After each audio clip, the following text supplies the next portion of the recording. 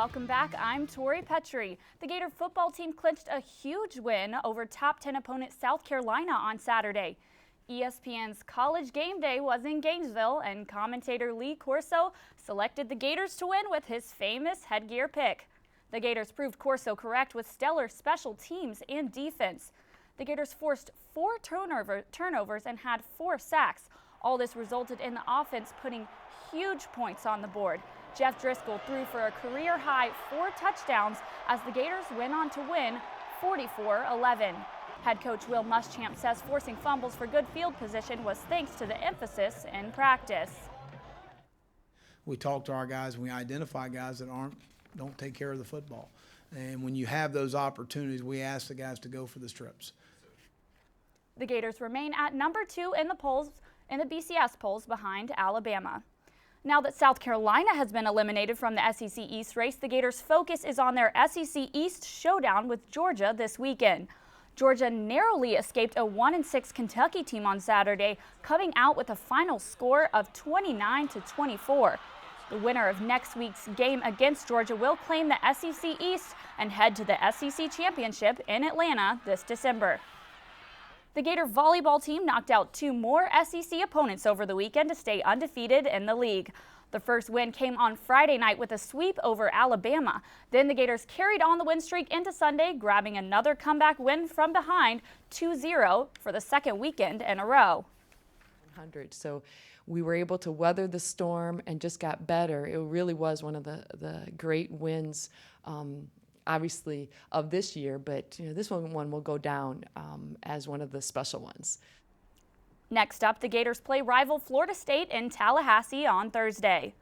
The Gators soccer team had 2 SEC games over the weekend. 11th ranked Florida dropped their game on Friday against Alabama 1-0, but the Gators got back on track in Tennessee on Sunday, overcoming Vanderbilt 4-0. The Gators stand at 10-2 in the SEC. Over in Major League Baseball, the San Francisco Giants kept their World Series hopes alive last night. The Giants' bats powered past the Cardinals, while San Francisco pitcher Ryan Vogelsong struck out a career-high 9 in 7 innings. The Giants went on to win 6-1. The deciding game of who will face the Detroit Tigers in the World Series will be played tonight in San Francisco. In NFL action, the Jaguars took an overtime loss to the Oakland Raiders yesterday.